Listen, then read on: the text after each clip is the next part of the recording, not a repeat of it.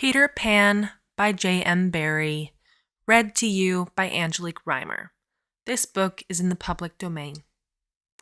Chapter 16, The Return Home. By 3 bells that morning, they were all stirring their stumps, for there was a big sea running, and Toodles, the boatswain, was among them, with rope's end in his hand and chewing tobacco. They all donned pirate clothes cut off at the knee, shaved smartly, and tumbled up with the true nautical roll and hitching their trousers. It need not be said who was the captain. Nibs and John were first and second mate. There was a woman aboard. The rest were tars, sailors, before the mast, and lived in the forecastle.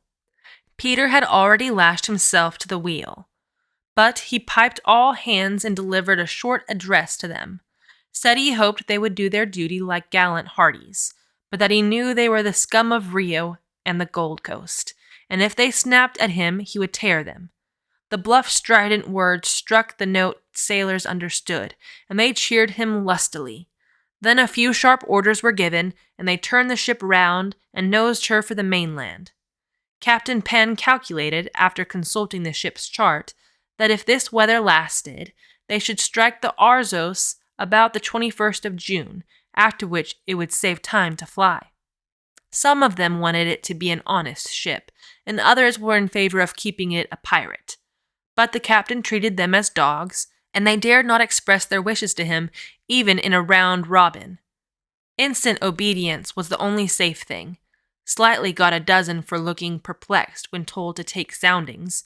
The general feeling was that Peter was honest just now to lull Wendy's suspicions, but that there might be a change when the new suit was ready, which again, her will, she was making for him out of some of Hook's wickedest garments.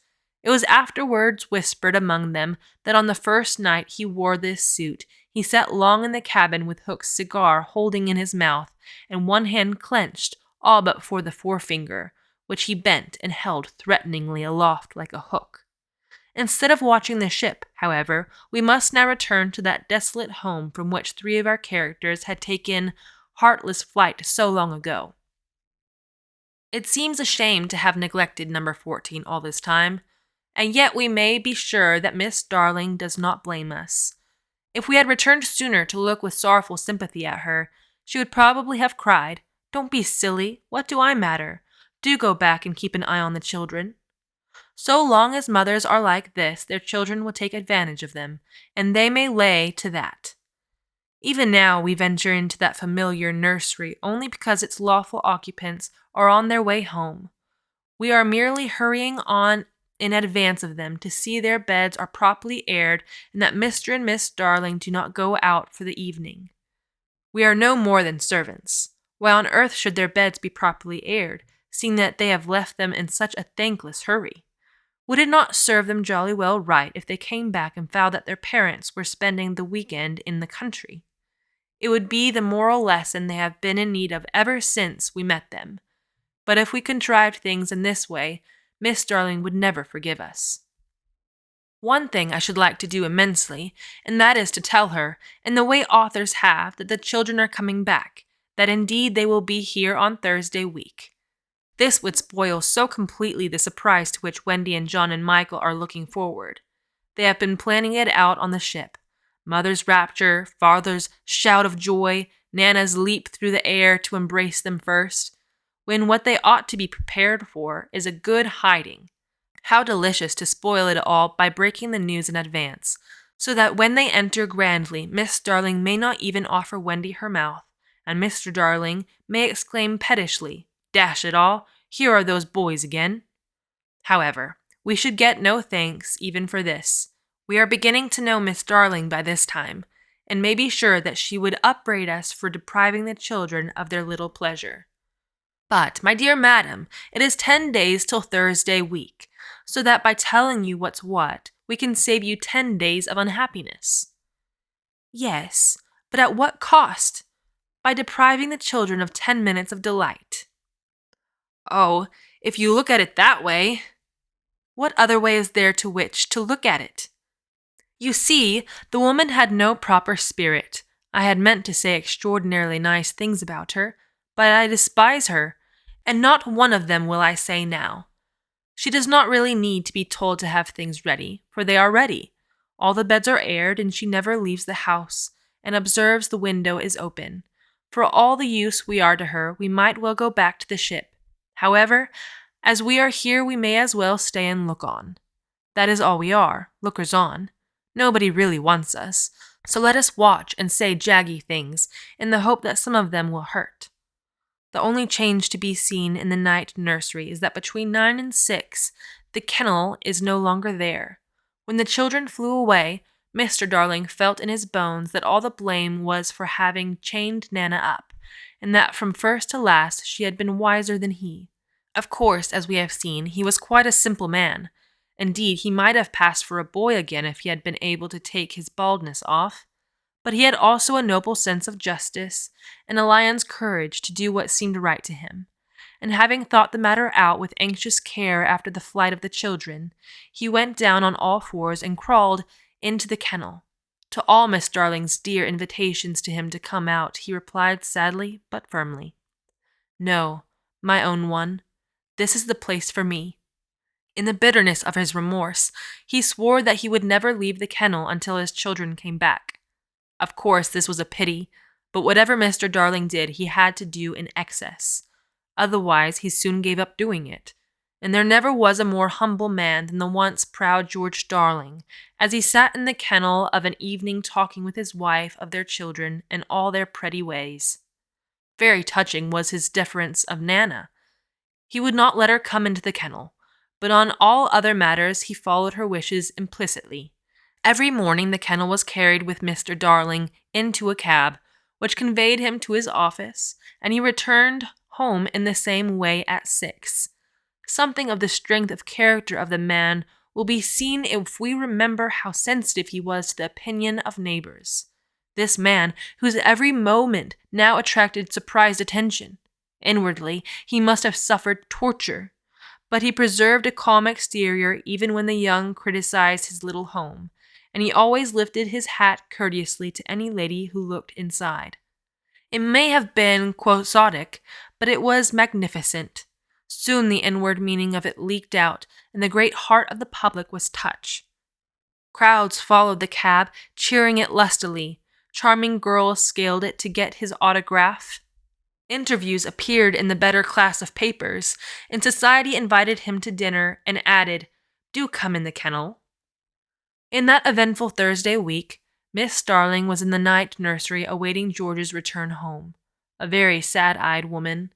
Now that we look at her closely and remember the gaiety of her in the old days, all gone now just because she has lost her babies.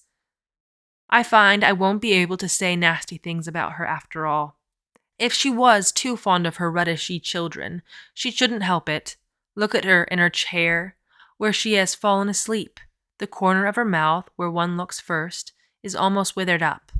Her hand moves restlessly on her breast as if she had a pain there.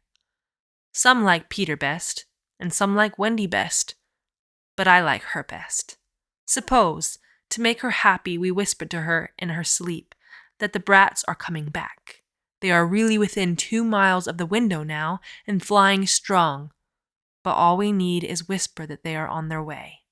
Let's. It is a pity we did it, for she has started up, calling their names, and there is no one in the room but Nana. Oh, Nana, I dreamt my dear ones had come back. Nana had filmy eyes, but all she could do was put her paw gently on her mistress's lap, and they were sitting together thus when the kennel was brought back. As Mr. Darling puts his head out to kiss his wife, we see that his face is more worn than of yore, and has a softer expression. He gave his hat to Liza, who took it scornfully, for she had no imagination and was quite incapable of understanding the motives of such a man. Outside, the crowd who had accompanied the cab home were still cheering, and he was naturally not unmoved. "Listen to them," he said. "It is very ungratifying." "Lots of little boys," sneered Liza. "There were several adults today," he assured her with a faint flush. But when she tossed her head, he had not a word of reproof for her. Social success had not spoiled him. It had made him sweeter. For some time he sat with his head out of the kennel, talking with Miss Darling of this success, and pressing her hand reassuringly when she said she hoped his head would not be turned by it.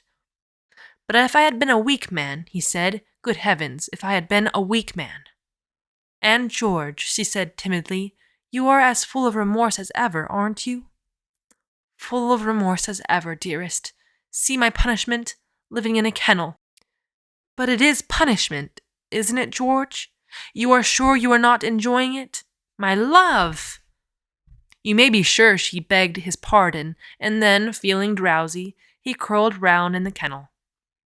"Won't you play me to sleep?" he asked, "on the nursery piano?" And as she was crossing to the day nursery, he added thoughtlessly, "And shut that window, I feel a draught." "Oh, George! Never ask me to do that. The window must always be left open for them. Always, always." Now it was his turn to beg her pardon, and she went to the day nursery and played, and soon he was asleep, and while he slept, Wendy and John and Michael flew into the room. "Oh no, we have written it so, because that was the charming arrangement planned by them before we left the ship. But something must have happened since then, for it is not they who have flown in. It is Peter and Tinker Bell." Peter's first words tell all. "Quick, Tink," he whispered. "Close the window. Bar it. That's right. Now you and I must get away by the door, and when Wendy comes, she will think her mother has barred her out, and she will have to go back with me." Now I understand what had hitherto puzzled me. Why, when Peter had exterminated the pirates, he did not return to the island and leave Tink to escort the children to the mainland. This trick had been in his head all the time. Instead of feeling that he was behaving badly, he danced with glee. When he peeped into the day nursery to see who was playing, he whispered to Tink, "It's Wendy's mother. She's a pretty lady, but not so pretty as my mother. Her mouth is full of thimbles, but not so full as my mother's was." Of course he knew nothing whatever about his mother, but he sometimes bragged about her. He did not know the tune, which was "Home, Sweet Home," but he knew it was saying, "Come back, Wendy, Wendy, Wendy," and he cried exultant, "You will never see Wendy again, lady, for the window is barred." He peeped in again to see why the music had stopped, and now he saw that Miss Darling had laid her head on the box, and that 2 tears were sitting on her eyes. "She wants me to unbar the window," thought Peter, "but I won't. Not I." He peeped again, and the tears were still there, or another 2 had taken their place. "She's awful fond of Wendy," he said to himself. He was angry with her now for not seeing why she could not have Wendy. The reason was so simple. "I'm fond of her too. We can't both have her, lady." But the lady would not make the best of it, and he was unhappy. He ceased to look at her, but even when she would not let go of him. He skipped about and made funny faces, but when he stopped it was just as if she were inside him, knocking. "Oh, all right," he said at last, and gulped. Then he unbarred the window. "Come on, Tink," he cried with a frightful sneer at the laws of nature. "We don't want any silly mothers." And he flew away. Thus Wendy and John and Michael found the window open for them after all, which of course was more than they deserved. They alighted on the floor, quite unashamed of themselves, and the youngest one had already forgotten his home. "John," he said, looking around him doubtfully, "I think I've been here before." "Of course you have, silly. There is your old bed." "So it is," Michael said, but not with much conviction. "I say," cried John, "the kennel!" And he dashed across to look into it. "Perhaps Nana is inside it," Wendy said, but John whistled. "Hello!" he said. "There's a man inside." "It's Father!" exclaimed Wendy. "Let me see, Father," Michael begged eagerly, and he took a good look. "He is not so big as the pirate I killed," he said with such frank disappointment that I am glad Mr. Darling was asleep. It would have been sad if those had been the first words he heard his little Michael say. Wendy and John had been taken aback somewhat at finding their father in the kennel. "Surely," said John, like one who had lost faith in his memory, "he used not to sleep in the kennel." "John," Wendy said falteringly. "Perhaps we don't remember the old life as well as we thought we did." A chill fell upon them, and served them right. "It is very careless of Mother," said that young scoundrel John, "not to be here when we come back." It was then that Miss Darling began playing again. "It's Mother!" cried Wendy, peeping. "So it is," said John. "Then are you not really our mother, Wendy?" asked Michael, who was surely sleepy. "Oh, dear!" exclaimed Wendy, with her first real twinge of remorse. "It was quite time we came back." "Let us creep in," John suggested, "and put our hands over her eyes." But Wendy, who saw that they must break the joyous news more gently, had a better plan. "Let us all slip into our beds and be there when she comes in, just as if we had never been away." And so when Miss Darling went back to the night nursery to see if her husband was asleep, all the beds were occupied. The children waited for her cry of joy, but it did not come. She saw them, but she did not believe they were there. You see, she saw them in their beds so often in her dreams that she thought this was just the dream hanging around her still. She sat down in the chair by the fire, where in the old days she had nursed them. They could not understand this, and a cold fear fell upon all three of them. "Mother!" Wendy cried. "That's Wendy," she said, but still she was sure it was the dream. "Mother!" "That's John," she said. "Mother!" cried Michael. He knew her now. "That's Michael," she said, and she stretched out her arms for the three little selfish children. "That's Michael," she said, and she stretched out her arms for the three little selfish children they would never envelop again. Yes, they did. They went round Wendy and John and Michael, who had slipped out of bed and run to her. "George! George!" she cried when she could speak, and Mr. Darling woke to share her bliss, and Nana came rushing in. There could not have been a lovelier sight, but there was none to see it except a little boy who was staring in at the window. He had had ecstasies innumerable that other children can never know, but he was looking through the window at the one joy from which he must be forever barred. End of chapter 16.